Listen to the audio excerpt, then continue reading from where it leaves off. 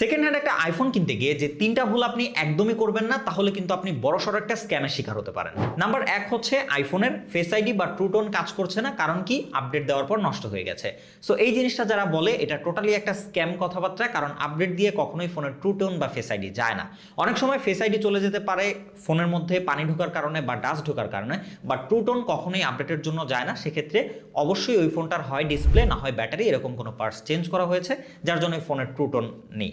Number 2 হচ্ছে 3 থেকে 4 বছর ব্যবহার করা হয়েছে এমন একটা আইফোন কিনতে গিয়ে আপনি কখনোই এক্সপেকটেশন রাখবেন না সেটাতে 90 থেকে 95% ব্যাটারি হেলথ থাকবে।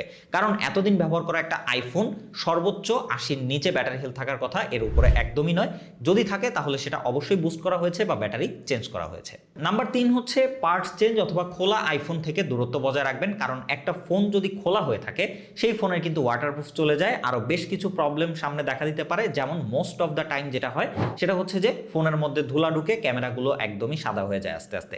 সো এই জিনিসটা কিন্তু খুবই প্রবলেমের একটা বিষয়। সো যার জন্য খোলা হয়েছে বা কোনো কিছু চেঞ্জ হয়েছে এরকম আইফোন থেকে দূরত্ব বজায় রাখবেন।